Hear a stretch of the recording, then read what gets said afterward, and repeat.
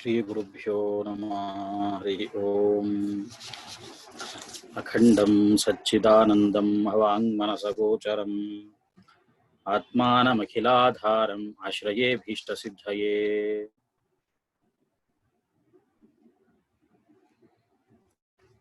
सर्वेभ्यो नमांसि।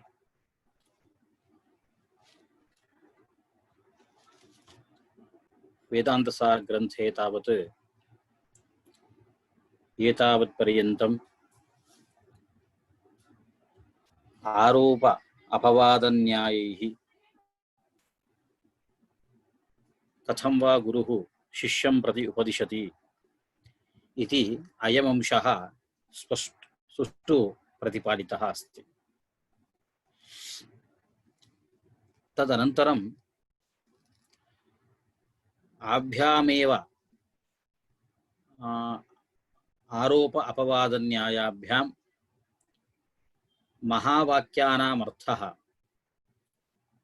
कथं वा वर्ण्यते वेदान्तग्रन्थेषु इति अयमंशः इदानीं प्रतिपादनीयः अस्ति। सः प्रतिपाद्यते। तत्र महावाक्यार्थो वर्ण्यते इति पंक्तिः आरब्धा अस्ति। इदं तत्त्वमसि वाक्यं सम्बन्धत्रयेण अखण्डार्थबोधकं भवति।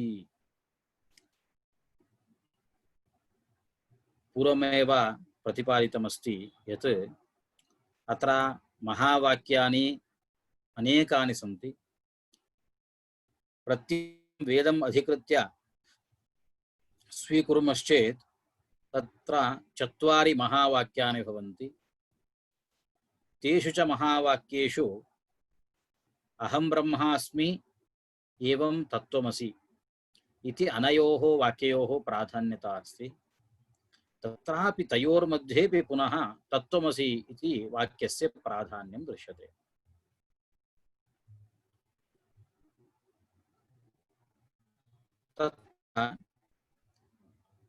तत्त्वमसि इति वाक्यं अखण्डार्थबोधकम् इति तु सिद्धान्तः। अखण्डार्थः इत्यस्य कोऽर्थः इति चेत् भेदशून्यः, भेदशून्यस्य ब्रह्मणः प्रतिपादकः भवति। इदं वाक्यं भेदशून्यस्य ब्रह्मणः प्रतिपादकं भवति। कथम् इति चेत् सम्बन्धत्रयेण। तत्र भेदशून्यम् इत्यस्यापि अर्थः किञ्चित् वर्णनीयः अस्ति। यतः भेदः त्रिविधः भवति। स्वगतभेदः, सजातीयभेदः, विजातीयभेदश्च इति। वृक्षे एकं वृक्षं पश्यामश्चेत् वृक्षे सजातीयभेदः अस्ति। क्षम्यतां, वृक्षे स्वगतभेदः अस्ति। अर्थात् शाखाभिः पर्णेभ्यश्च सकाशात् तत्र भेदः अस्ति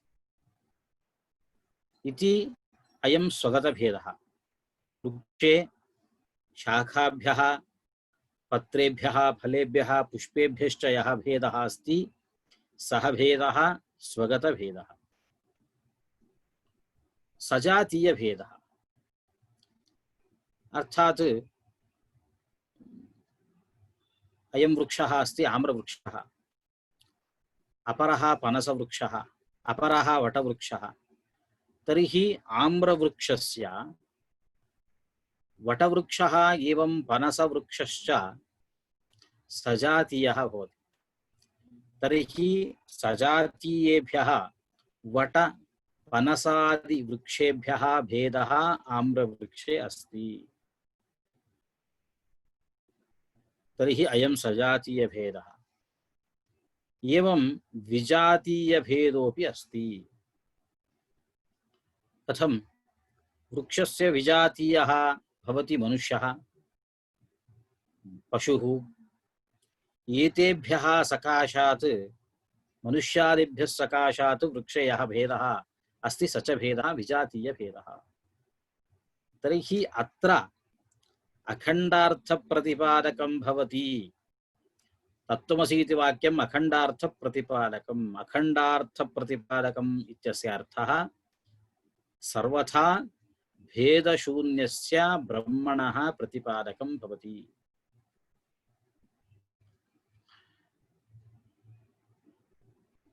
कुत इति चेत् ब्रह्मणि स्वगतभेदः नास्ति। यथा वृक्षे शाखाः, पत्राणि, फलानि एवं सन्ति, ब्रह्मणि सः निर्धर्मकः, निर्गुणः, निरवयवः इति कारणात् स्वगतभेदः नास्ति। सजातीयभेदः अस्ति चेदपि सजातीयः कः भवति? ब्रह्मणः अन्यत् चेतनं सजातीयं भवति। यथा वृक्षस्य अपरः वृक्षः सजातीयः भवति, आम्रवृक्षस्य वटवृक्षः पनसवृक्षो वा सजातीयो भवति, एवं ब्रह्मणः अन्यत् चेतनं सजातीयं भवति, अर्थात् जीवः। किन्तु तस्य भेदोऽपि, अर्थात् जीवात् भेदोऽपि ब्रह्मणि नास्ति। कुतः इति चेत् सः जीवः ब्रह्मातिरिक्तः एव नास्ति। पूर्वमेव अस्माभिः प्रतिपादितं शुद्धचैतन्यं तस्य अविद्या उपाधिवशात् जीवः ईश्वरः इत्येते कल्पिताः आरोपिताः तत्र, न ते ब्रह्मणः सकाशात् भिन्नाः, ब्रह्मणः सकाशात् स्वरूपेण न सत्याः, तथा च ब्रह्मणः अतिरिक्तं किञ्चित् नास्ति इति आगतम्। जीवः नास्ति, तर्हि जीवात् भेदः, सजातीयचेतनात् भेदः नास्ति। विजातीयः कः भवति? जडवस्तु सर्वं विजातीयं भवति ब्रह्मणः। तदपि वस्तु शुद्धे ब्रह्मणि आरोपितम्, अतः अधिष्ठानभूतस्य ब्रह्मणः सकाशात् अतिरिच्य तस्य अस्तित्वं, जडादेहे वस्तुनः अस्तित्वं नास्ति इति कारणात् तत्र विजातीय भेदोऽपि नास्ति। तर्हि ब्रह्मणि स्वगतभेदः नास्ति, निर्धर्मकत्वात् निरवयवकत्वाच्च। सजातीयभेदः नास्ति, यतः ब्रह्मणः अतिरिच्य अन्यस्य चेतनस्य अस्तित्वमेव नानुभूयते, एवमेव जडस्यापि। तर्हि सजातीयभेदः रहितः ब्रह्म, विजातीयभेदरहितमपि ब्रह्म, एवं स्वगतभेदरहितमपि ब्रह्म। तच्च ब्रह्म तदर्थमेव अखण्डम् इति उच्यते। तथा च तादृश अखण्डस्य, अखण्डार्थस्य ब्रह्मणः प्रतिपादकं भवति तत्त्वमसि इत्यादि वाक्यम्। तत्र कथनावसरे अखण्डब्रह्मणः प्रतिपादकम् अस्ति। अखण्डब्रह्मणः प्रतिपादनार्थं त्रयः सम्बन्धाः अपेक्षिताः: सामानाधिकरण्यं, विशेष्यविशेषणभावः एवं लक्ष्यलक्षणभावश्च इति। अब तक ग्रंथकार ने आरोप और अपवाद न्यायों से गुरु शिष्य को कैसा उपदेश करता है, इसके बारे में ग्रंथ में वर्णन किए हैं। आगे तत्त्वमसि इत्यादि महावाक्य है। महावाक्य तो अभेद बोधक महावाक्य तो सारे बहुत है, लेकिन एक एक वेद का प्राधान्य से हर एक वेद में एक महावाक्य को ग्रहण करते हुए वेदांत ग्रंथ में 4 महावाक्य कहते हैं। इन चारों में भी तत्त्वमसि और अहम ब्रह्मास्मि, इन 2 वाक्यों को प्राधान्यता, बहुत प्राधान्यता है। उनमें भी तत्त्वमसि वाक्य का ज्यादा से ज्यादा प्राधान्यता हम देखते हैं। इसलिए तत्वमसि वाक्य से अखंड ब्रह्म प्रतिपादित होता है। तत्वमसि वाक्य अखंड ब्रह्म का प्रतिपादक है। अखंड ब्रह्म इस शब्द का अर्थ है भेद शून्य ब्रह्म। ब्रह्म में भेद नहीं है। भेद तो तीन प्रकार का भेद है, स्वगत भेद, सजातीय भेद और विजातीय भेद। ये वृक्ष में स्वगत भेद है। स्वगत भेद तो उनका शाखाओं से और पत्ते से जो भेद है वो भेद सजातीय भेद कहते हैं। और नहीं, स्वगत भेद कहते हैं उसको, जो शाखा और पत्र, पत्ते, फल, ये जो वृक्ष में दिखता है उनसे जो भेद वृक्ष में है उस भेद को स्वगत भेद कहते हैं। और दूसरे वृक्षों से जो भेद दिखता है उस भेद को सजातीय भेद कहते हैं। वृक्ष का विजातीय होते हैं मनुष्य, प्राणी, पशु, पक्षी आदि। उनसे जो भेद दिखता है उस भेद को विजातीय भेद कहते हैं। लेकिन जैसे एक वृक्ष में स्वगत भेद है, सजातीय भेद है और विजातीय भेद है, इसलिए वृक्ष सखंड होता है। लेकिन ब्रह्म तो सखंड नहीं है, क्योंकि ब्रह्म में स्वगत भेद नहीं है, सजातीय भेद नहीं है और विजातीय भेद भी नहीं। जैसे वृक्ष में शाखा और पत्ते है, उनसे भेद है, वृक्ष में भेद है। लेकिन ब्रह्म तो निर्गुण है, उनमें कोई गुण नहीं है, इसलिए गुण से ही भेद नहीं कह सकते हैं। अवयवों भी नहीं है। जैसे एक शरीर में हाथ, पैर, ये सब अवयव है, वैसे ब्रह्म में अवयव नहीं है, इसलिए वो निर्धर्मक है, निरवयव है। इसलिए उन ब्रह्म में सजातीय स्वगत भेद नहीं। और सजातीय भेद ऐसा कह सकते हैं, सजातीय तो ब्रह्म का सजातीय तो चेतनत्व धर्म से सजातीय होता है, और जीव या ईश्वर, उनसे भेद जब होता है तो सजातीय भेद है। लेकिन ईश्वर और जीव, इन दोनों से परब्रह्म में भेद नहीं दिखता है, क्योंकि वो अविद्या उपाधि से ब्रह्म में आरोपित है। इसलिए ब्रह्म में सजातीय भेद भी नहीं है। और विजातीय भेद तो विजातीय ब्रह्म को विजातीय होता है घटपट आदि जड़ वस्तु। जड़ वस्तु भी ब्रह्म में आरोपित है, इसलिए घटपटादि वस्तुओं का भी ब्रह्म से अतिरिक्त अस्तित्व नहीं है। इसीलिए घटपटादि सारे प्रपंच से भेद भी हम नहीं कह सकते हैं। इसलिए ब्रह्म स्वगत भेद भी उसमें नहीं है, सजातीय भेद भी नहीं है, विजातीय भेद भी नहीं है। इसलिए ब्रह्म अखंड होता है, अखंड अर्थ प्रतिपादक है। अखंड रूपी ब्रह्म का प्रतिपादक है तत्वमसि इत्यादि वाक्य। तो तत्वमसि इत्यादि वाक्य अखंड ब्रह्म का प्रतिपादन करता है। लेकिन प्रतिपादन करने में तीन संबंध चाहिए। वे तीन संबंध है कि सामानाधिकरण्य, विशेष विशेषण भाव और लक्ष्य लक्षण भाव। ये तीन संबंध पदार्थ में है। पदार्थ में है इसका मतलब यह है पदों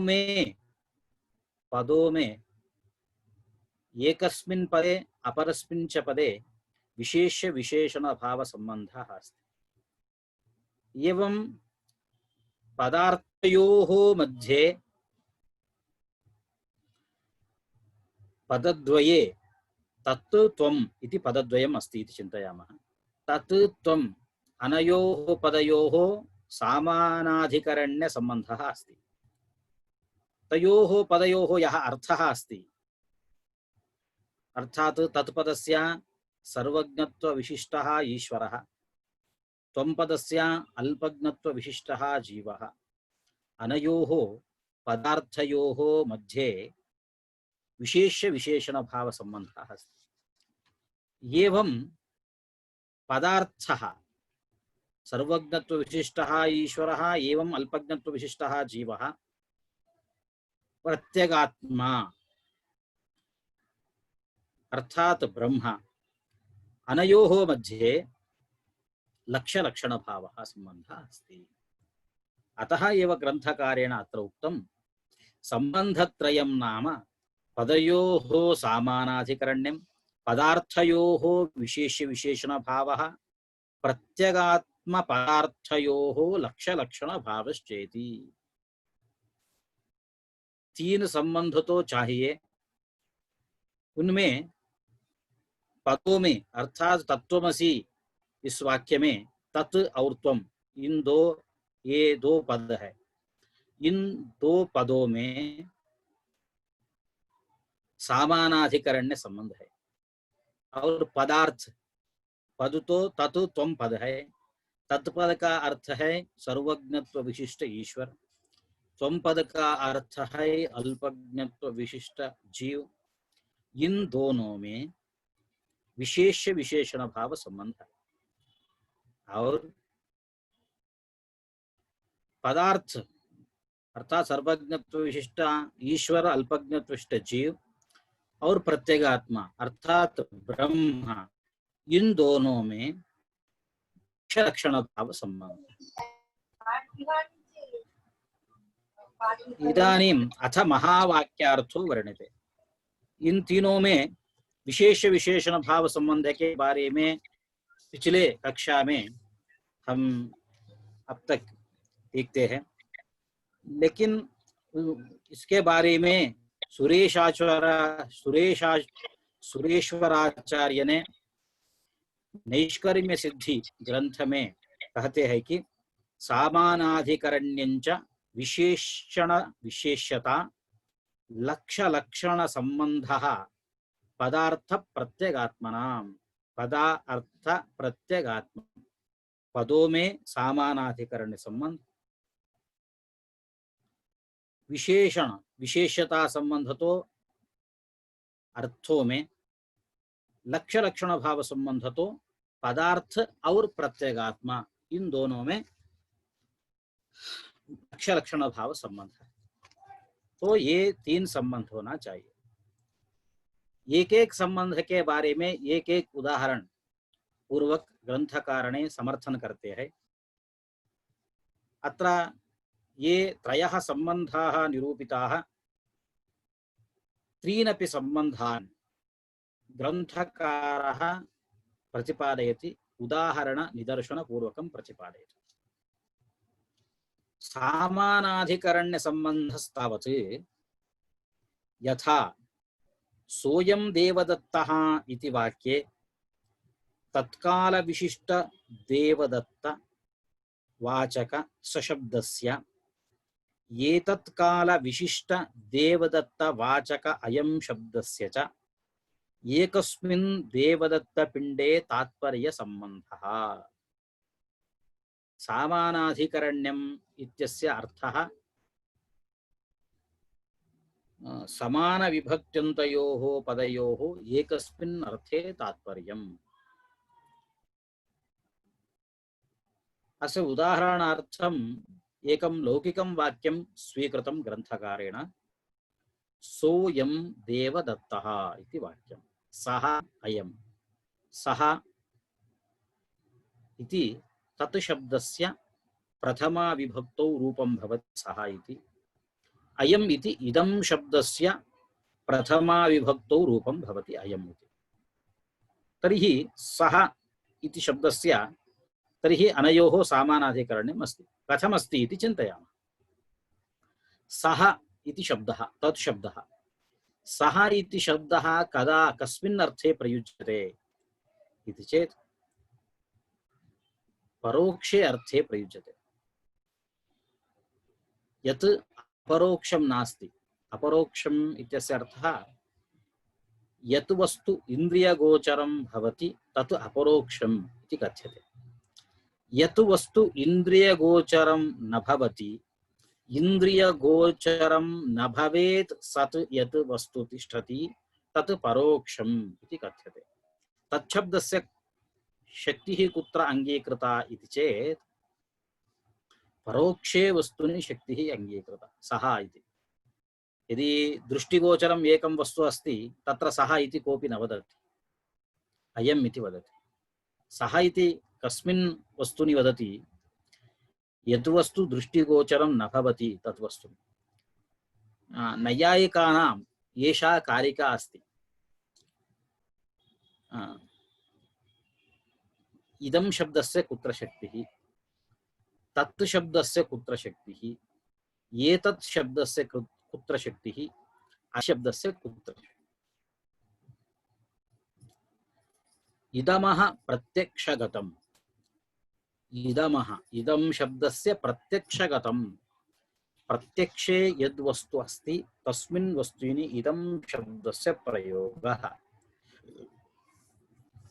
समीपवर्ति च एतदो रूपम्, एतत् शब्दस्य यत् अत्यन्तं प्रत्यक्षं भवत् सत् यत् समीपे अस्ति तस्मिन् वस्तुनि एतत् शब्दस्य प्रयोगः कर्तव्यः।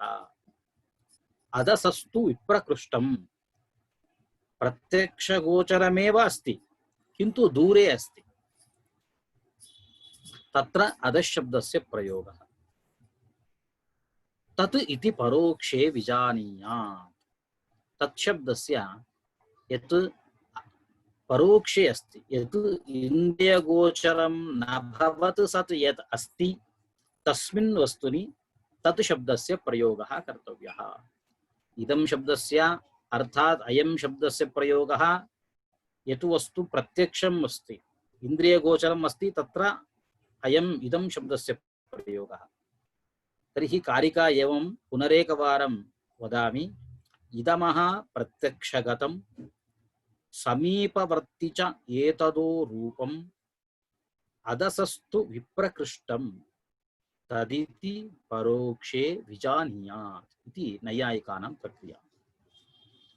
तर्हि सोऽयं देवदत्तः इत्यत्र सः इति शब्दः, सः तत् शब्दः, सः शब्दस्य कुत्र शक्तिः इति चेत् परोक्षे शक्तिः, अर्थात् तद्देशकालविशिष्टे शक्तिः। अयं शब्दस्य एतत् देशकालविशिष्टे शक्तिः। यः देशः अतीतः अस्ति, यः कालः अतीतः अस्ति, तस्मिन् तत् शब्दस्य प्रयोगः। सः इत्यस्य अर्थः तदानीं, तस्मिन् काले तदानीं दृष्टः इत्यस्य अर्थः। अयं शब्दस्य इदानीं दृश्यमानः अर्थः अयं शब्दस्य। तर्हि सः इति तद्देशकालविशिष्टदेवदत्तस्य वाचकः, अयं शब्दस्तावत् एतद्देशविशिष्टदेवदत्तस्य च वाचकः। तथापि अनयोः देवदत्तस्य बोधे तात्पर्यम् अस्ति, अतः अत्र समानाधिकरण्यम् अस्ति। यथा सोऽयं देवदत्तः इत्यत्र सः शब्दस्य तत् देशकालविशिष्टः अर्थः, अयं शब्दस्य एतत् देशकालविशिष्टः अर्थः। तथापि अनयोः द्वयोः वाक्ययोः देवदत्तप्रतिपादने एव तात्पर्यम् अस्ति। अतः सोऽयं देवदत्तः इत्यत्र समानाधिकरण्यं दृश्यते। एवमेव तथा तत्र तत्त्वमसि इति वाक्येऽपि परोक्षत्वादि विशिष्ट चैतन्यवाचक तत्पदस्य अपरोक्षत्वादि विशिष्ट चैतन्यवाचक त्वंपदस्य च एकस्मिंश्चैतन्ये तात्पर्य संबंधः। एवं अत्रापि तत्त्वमसि इति वाक्येऽपि तत् शब्दस्य परोक्षत्व विशिष्टं चैतन्यम् अर्थः। तत्शब्देन ईश्वरः स्वीक्रियते, सर्वज्ञत्व विशिष्टः परोक्षत्व विशिष्टः ईश्वरः स्वीक्रियते। किन्तु ईश्वरः सः दृष्टिगोचरः न भवति, अतः परोक्षत्व विशिष्टः। यत् दृष्टिगोचरं भवति, यत् इन्द्रियगोचरं भवति तत् अपरोक्षं भवति, यत् इन्द्रियगोचरं न भवति तत् परोक्षं भवति। तर्हि तत्शब्दस्य परोक्षत्व विशिष्टं चैतन्यम् अर्थः। त्वं शब्दस्य जीवः, जीवस्तु सर्वस्य अनुभवगोचरः। अहं सुखी, अहं दुःखी, अहं कर्ता, अहं भोक्ता इति अहं प्रत्ययस्य अनुभवः भवति। अहं प्रत्ययस्य च अर्थः चेतनः, स च अनुभवसिद्धः। अतः अपरोक्षत्व विशिष्ट चैतन्यस्य बोधकः अस्ति अयं शब्दः। किन्तु तत् त्वम् इत्यनयोः वाक्ययोः तात्पर्यं कुत्र? यथा सोऽयं देवदत्तः इत्यत्र सः अयम् इति अनयोः अपि पदयोः देवदत्तस्य बोधे एव तात्पर्यम्। एवमेव अत्र तत् त्वमसि इत्यत्रापि तत् त्वम् इत्यनयोः पदयोः अर्थः भिन्नः भिन्नः, तथापि तात्पर्यं तु ब्रह्मणः बोधे एव तात्पर्यं। शुद्ध चैतन्यस्य एकस्य चैतन्यस्य अर्थात शुद्ध चैतन्यस्य बोधे एव तात्पर्यम्। अतः अत्र सामानाधिकरण्यम् अस्ति। महावाक्य से अखंड ब्रह्म का प्रतिपादन 3 संबंधों से हो सकता है। वे 3 संबंध है कि सामानाधिकरण्य संबंध, विशेष विशेषण भाव संबंध एवं लक्ष्य लक्षण भाव संबंध।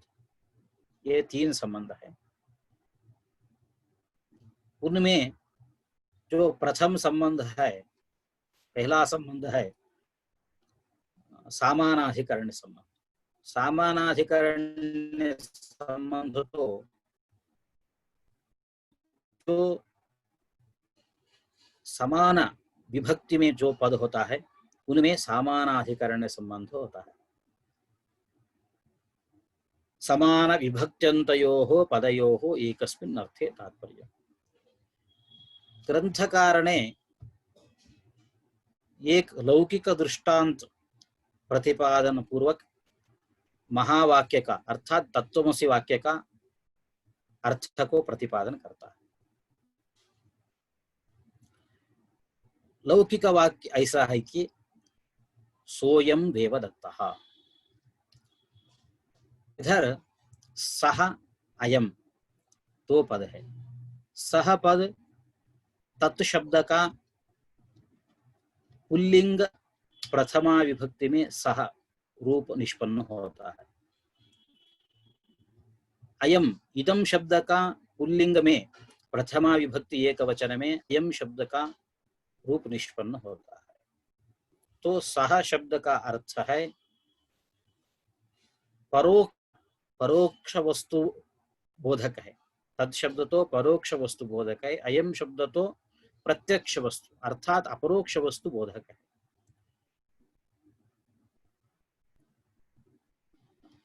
तो सह इसका अर्थ है तत् देश काल विशिष्ट। अयम शब्द का अर्थ है ये तद देश एतत् काल विशिष्ट। तो सह शब्द का अर्थ अलग है, अयम शब्द का अर्थ भी अलग है, लेकिन इन 2 पदों का तात्पर्य तो ये है देवदत्त का प्रतिपादन करने में इन दोनों पदों को भी तात्पर्य है। वैसे ही तत्त्वमसि वाक्य भी तत्पद का अर्थ है विशिष्ट चेतन है। तत्पद तो ईश्वर का प्रतिपादक है।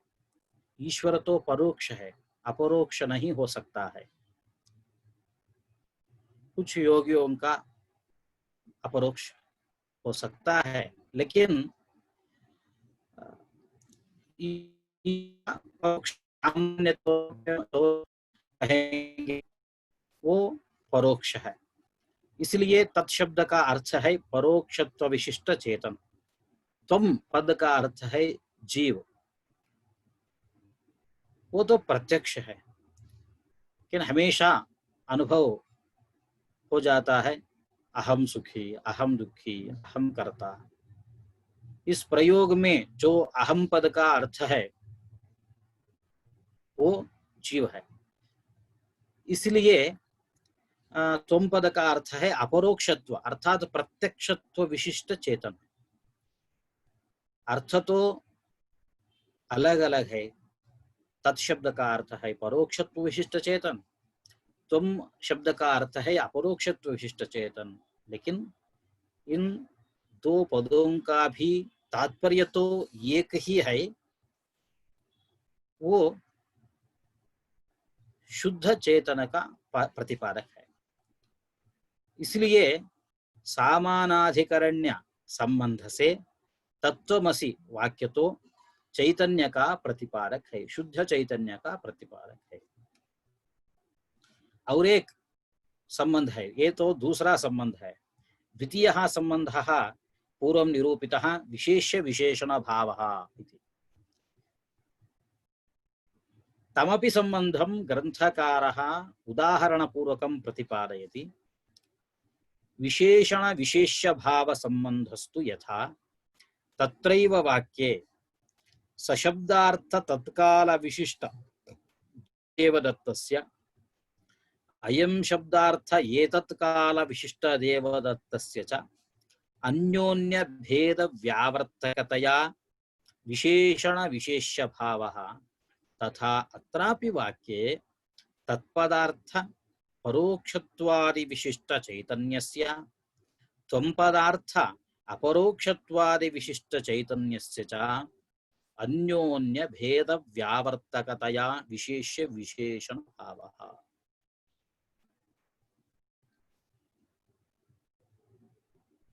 पूर्वं यः दृष्टान्तः उक्तः सोऽयं देवदत्तः इति, पुनः तमेव दृष्टान्तं स्वीकृत्य ग्रन्थकार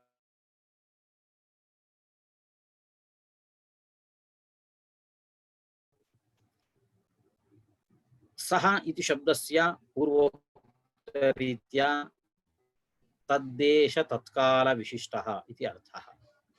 एवं अयं शब्दस्य च एतद्देश एतत्काल विशिष्टः इति अर्थः।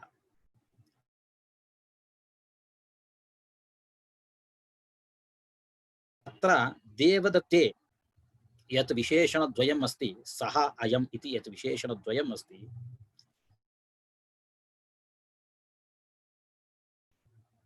किं कुरुतः इति चेत् तत्र तद्देशकालविशिष्टः देवदत्तः एवं एतद्देशकालविशिष्टः देवदत्तश्च भिन्नः नास्ति, सः एकः एव इति अन्योन्य भेद व्यावर्तकतया तद्देशकालविशिष्टः देवदत्तः अन्यः, एतद्देशकालविशिष्टः देवदत्तः अन्यः इति मा चिन्तयतु, किन्तु तद्देशकाल विशिष्टे देवदत्ते एतद्देशकाल विशिष्टे देवदत्ते च भेदः नास्ति इति भेदं व्यावर्तयतः अतः विशेष विशेषण भाव संबंधः अस्ति इति वक्तुं शक्यते। एवमेव तत्त्वमसि इति वाक्येऽपि तत् शब्दस्य परोक्षत्व विशिष्टं चेतनं, तो परोक्षत्व विशिष्टः चेतनः अर्थः। त्वं पदस्य अपरोक्षत्व विशिष्टः चेतनः अर्थः। तत्र यः अंशः विशेषणांशः वर्तते परोक्षत्वम् अपरोक्षत्वं च। अनयोः दर्शने परोक्षत्वविशिष्टः अन्यः अपरोक्षत्वविशिष्टः अन्यः इव प्रतिभाति।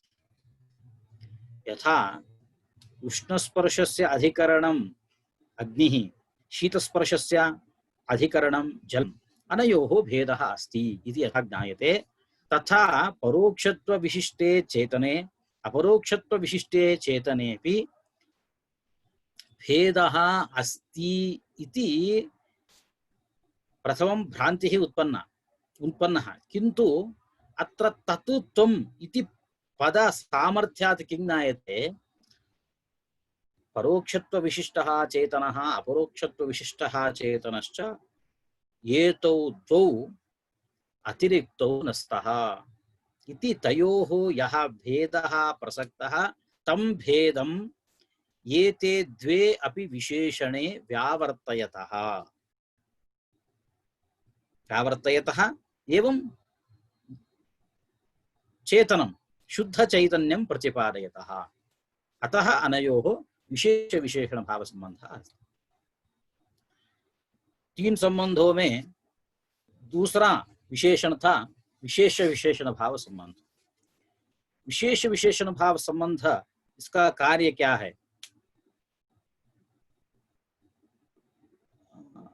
सोयम देवदत्तः, इस उदाहरण में सह शब्द का अर्थ है तद्देश तत्काल विशिष्ट देवदत्त। अयम शब्द का अर्थ है एतद्देश एतत्काल विशिष्ट देवदत्त। इन दोनों में जैसे उष्ण स्पर्श आश्रय अग्नि का एवं शीत स्पर्श आश्रय जल का भेद है, वैसे इन दोनों में भी भेद का प्रतीति होता है, लेकिन ये दो विशेषण इन दोनों में भेद नहीं है। इसी रीति से भेद का व्यावर्तन करके इन दोनों में अभेद का प्रतिपादन करता है, आगे शुद्ध चैतन्य का प्रतिपादन करते हैं। वैसे ही अर्थात शुद्ध देवदत्त का प्रतिपादन करते हैं। तद्देश काल विशिष्ट देवदत्त में और एतद्देश काल विशिष्ट देवदत्त में भेद नहीं है। इसी रीति से ये दो विशेषण प्रतिपादन करते हैं।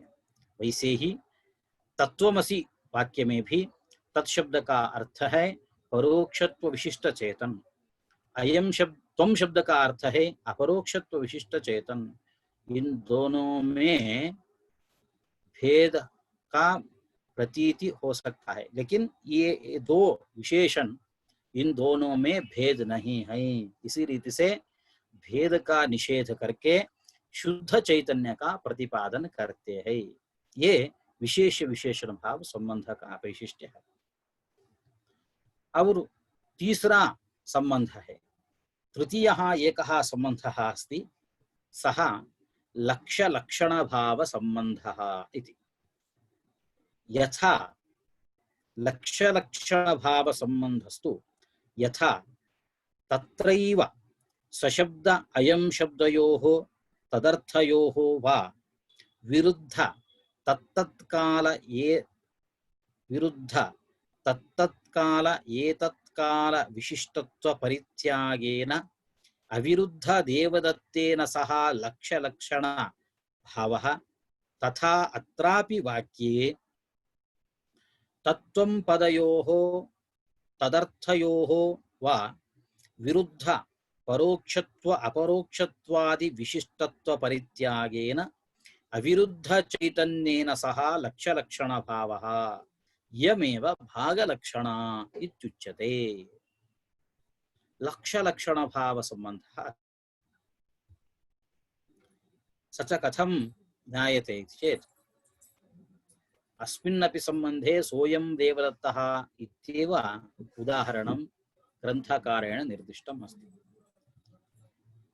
सोऽयं देवदत्तः इत्यत्र सः शब्दस्य तद्देशकाल विशिष्टः अर्थः, अयं शब्दस्य एतद्देशकाल विशिष्टः अर्थः, किंतु सह शब्दः किं प्रतिपादयति एकदेश अर्थं परित्यज्य अर्थात तद्देश काल विशिष्ट देवदत्तः इति अस्मिन् अंशे यः तद्देश काल विशिष्टः इति अंशः अस्ति तं परित्यज्य केवलं देवदत्तं सः शब्दः प्रतिपादयति। अयं शब्दस्यापि एतद्देश काल विशिष्टः अर्थः तत्र एतद्देश काल विशिष्टः इति अंशं परित्यज्य केवलं देवदत्तं प्रतिपादयति अयं शब्दः। अतः अत्र भाग एकदेशः परित्यज्य एकदेशभागः परित्यज्यते परित्यज्य शुद्ध देवदत्ते लक्षणा क्रियते। अतः भागलक्षणा इति अस्याः लक्षणायाः भागलक्षणा इति व्यवहारः अस्ति। लक्षणा तावत् एते सर्वेपि अंशाः शक्तिः लक्षणा एते अंशाः नैयायिकैः सुष्ठु प्रतिपादिताः। तत्र लक्षणा द्विविधा अस्ति अथवा त्रिविधा अस्ति इत्यपि मतम्। जहल्लक्षणा अजहल्लक्षणा जहदजहल्लक्षणा इति।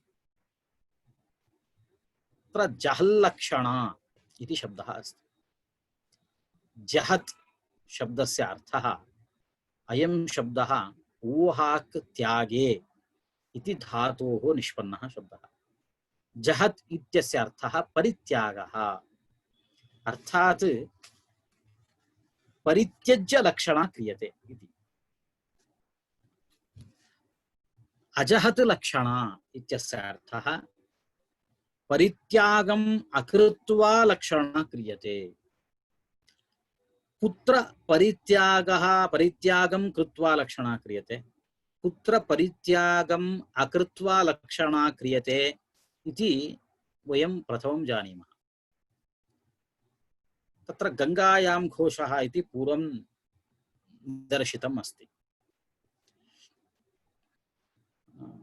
अर्थात् गंगायां घोषः इत्यस्य ग्रामः गंगायाम् अर्थात् प्रवाहे न भवितुम् अर्हति इति कृत्वा गंगा शब्दस्य यः अर्थः प्रवाहः इति सः अर्थः परित्यज्यते तीरम् अर्थः स्वीक्रियते तर्हि तीरे घोषः तर्हि गंगायां घोषः इत्यत्र या लक्षणा क्रियते सा लक्षणा जहल्लक्षणा कुतः स्वार्थः परित्यज्यते परित्यज्य अपरस्मिन् अर्थे लक्षणा क्रियते इति कृत्वा सा लक्षणा जहल्लक्षणा इति उच्यते। अपरा च लक्षणा अस्ति अजहत् लक्षणा अर्थात् स्वार्थम् अपरित्यज्य अजहत् नाम परित्यागम् अकृत्वा स्वार्थम् अपरित्यज्य यत्र लक्षणा क्रियते सा लक्षणा अजहल्लक्षणा इति उच्यते। यथा यष्टिः प्रवेशया इति वाक्यमस्ति। यष्टि शब्दस्य अर्थः दण्डः दण्डं प्रवेशया दण्डः प्रवेष्टुम् अर्हति वा प्रवेशनशक्तिः दण्डे अस्ति वा जडे दण्डे प्रवेशनशक्तिः अस्ति वा नास्ति।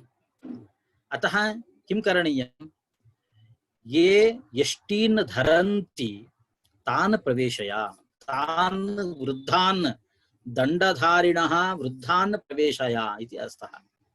अत्र पश्यन्तु यष्टि शब्दस्य यः मुख्यार्थः सः सर्वथा न परित्यक्तः।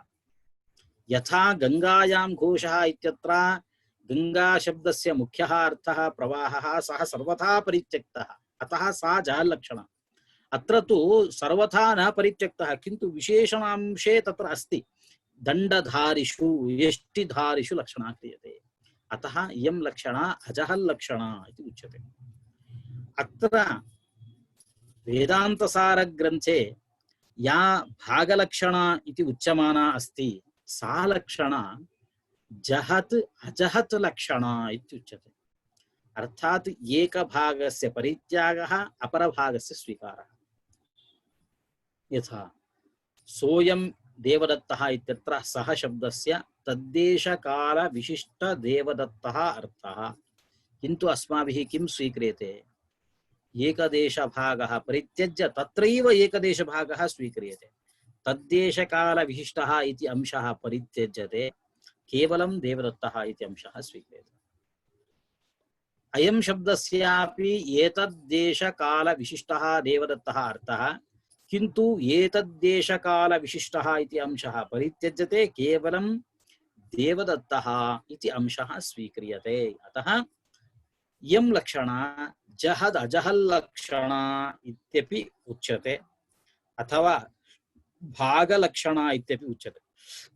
भागलक्षणा एकः भागः त्यज्यते इति कृत्वा भागलक्षणा इति उच्यते। एकः भागः त्यज्यते, अपरः भागः स्वीक्रियते। एवमेव तत्त्वमसि इत्यत्रापि तत्शब्दस्य परोक्षत्वविशिष्टं ब्रह्म अर्थः, परोक्षत्वविशिष्टः चेतनः अर्थः। त्वं शब्दस्य अपरोक्षत्वविशिष्टः चेतनः अर्थः। तत्र तत्शब्दस्य यो अर्थः परोक्षत्वविशिष्टः चेतनः इति, तत्र परोक्षत्वविशिष्टः इति अंशः परित्यज्यते, केवलं चेतनः स्वीक्रियते। त्वं शब्दस्यापि अपरोक्षत्वविशिष्टः चेतनः अर्थः, तत्र अपरोक्षत्वविशिष्टः इति अंशः परित्यज्यते, केवलं चेतनः इति अंशः स्वीक्रियते इति कृत्वा चैतन्येन सह तत्पदवाच्येन चैतन्येन त्वंपदवाच्येन चैतन्येन सह अभेदः उच्यते इति कृत्वा अयं सम्बन्धः लक्ष्य लक्षण भाव सम्बन्धः इति उच्यते। तीसरा संबंध है लक्ष्य लक्षण भाव संबंध। लक्ष्य लक्षण भाव संबंध को भाग लक्षणा कहते हैं। इसका और एक नाम है भाग लक्षणा। न्यायिकों ने इस लक्षण का, तो इस लक्षण को जहद अजहल लक्षणा कहते हैं।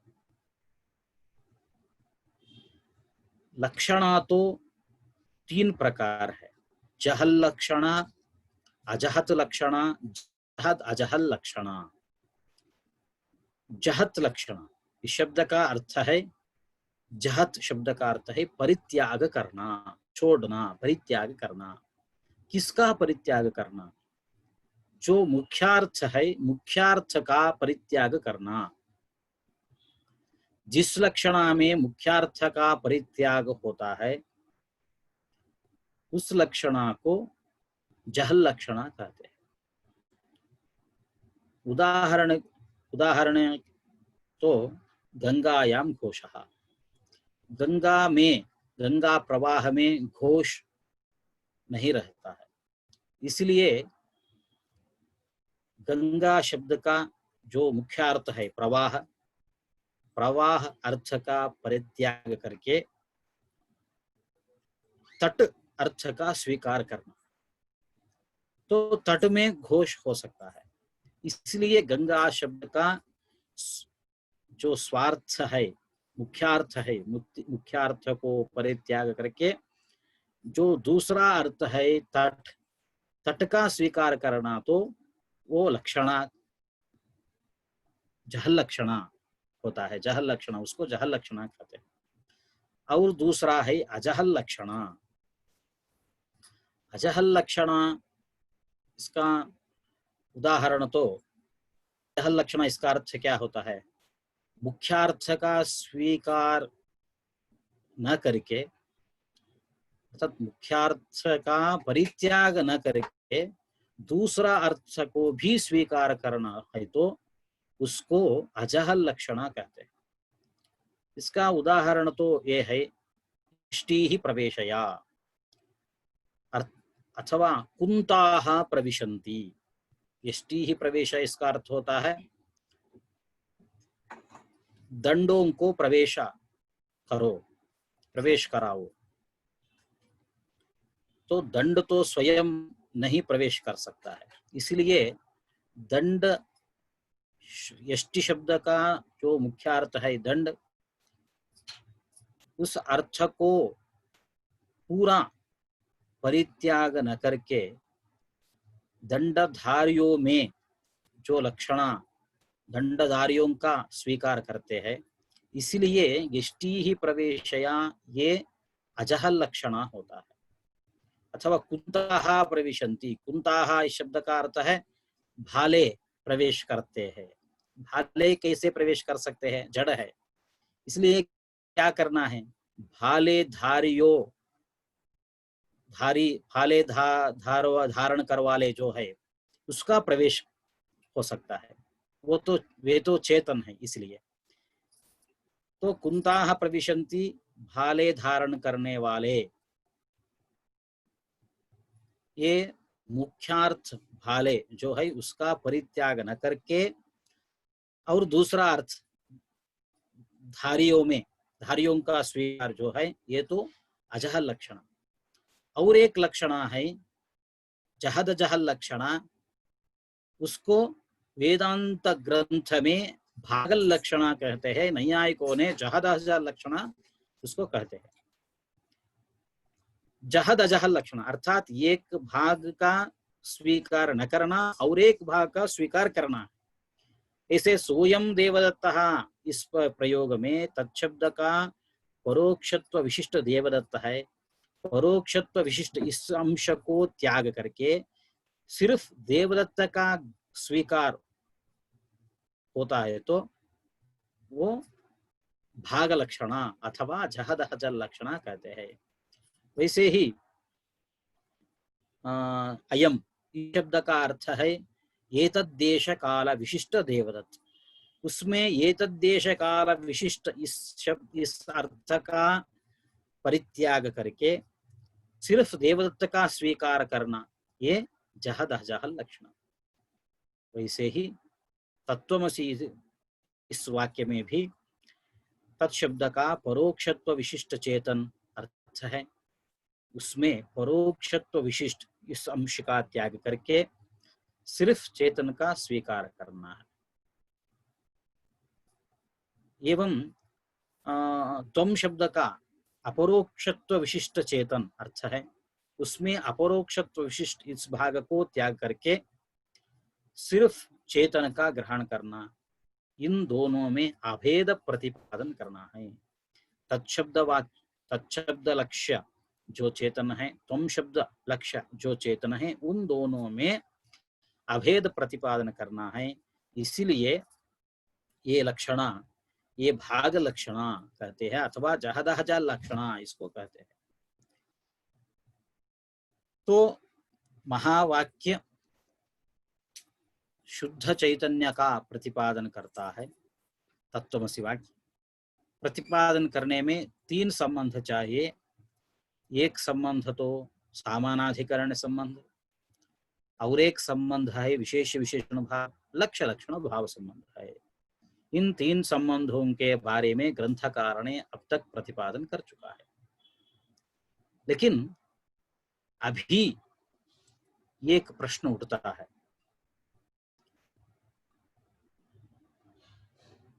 तत्वमसि इस वाक्य में क्यों लक्षणा करना है? लक्षणा के बिना हम तत्वमसि वाक्य का अर्थ कह सकते हैं। जैसे नीलोत्पलम शब्द है, नीलोत्पलम, नीलम उत्पलम दो पद है। इसमें नीलम शब्द का अर्थ है नील वर्ण विशिष्ट। उत्पलम शब्द का अर्थ है उत्पल रूप अर्थात कमल रूप द्रव्य है। इन दोनों में अभेद संबंध है। तो नील शब्द को भी, नील शब्द को भी हम लक्षणा नहीं करते हैं, उत्पल शब्द को भी लक्षणा नहीं करते हैं। तथापि इन दोनों में शुद्ध जो मुख्यार्थ है नीलवर्ण विशिष्ट और उत्पल रूपी द्रव्य, इन दोनों में अभेद रूपी संबंध से नीलाभिन्नम उत्पलम, ऐसे शाब्द बोध तो हो सकता है। इसी रीति से तत्वमसी इस वाक्य में भी, जैसे नीलोत्पल में नीलाभिन्नम उत्पलम कहते हैं, शाब्द बोध हो सकता है, वैसे ही तत्वमसी इस वाक्य में भी मुख्यार्थ को स्वीकार करके लक्षणा नहीं करना है, परंतु मुख्यार्थ को स्वीकार करके अभेद संबंध से शाब्द बोध इधर ही, जैसे नीलोत्पलम इस वाक्य में अभेद संबंध से शाब्द बोध उत्पन्न होता है, इसे तत्वमसी वाक्य में भी अभेद संबंध स्वीकार करने से मुख्यार्थों में भी अभेद संबंध स्वीकार करके शाब्द बोध उत्पन्न होता है। इसलिए क्यों लक्षणा करने को आवश्यकता क्या है, ये प्रश्न तो अभी उठता है। इसको आगे ग्रंथकार ने उत्तर देते हैं।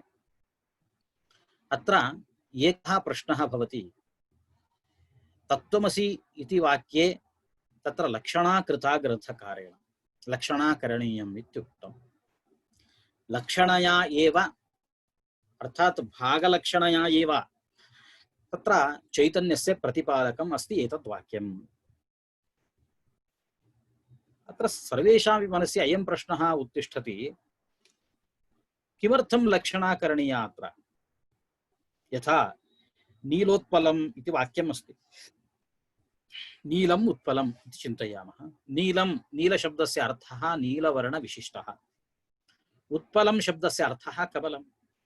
अनयोः यदि अभेदसम्बन्धः विवक्ष्यते, नीलवर्णविशिष्टाभिन्नम् उत्पलम् इति शाब्दबोधः तत्र उत्पद्यते। अयं शाब्दबोधः नैव बाधितः अस्ति, सर्वैः अपि अङ्गीक्रियते, तत्र लक्षणा न क्रियते।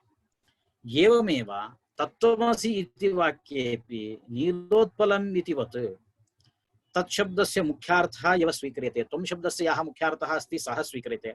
अनयोः मध्ये यदि अभेदसम्बन्धः विवक्ष्यते तथापि शाब्दबोधः उत्पद्यते, तेनापि तत्त्वमसि इति वाक्यस्य अर्थः वक्तुं शक्यते।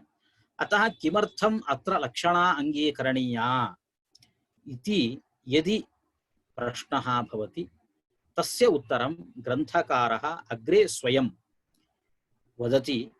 अस्मिन् वाक्ये नीलोत्पलम् इति वाक्यवत् वाक्यार्थो न सङ्गच्छते इति अग्रिमपङ्क्त्या ग्रन्थकारः तस्य वर्णनं करोति, प्रतिपादनं करोति।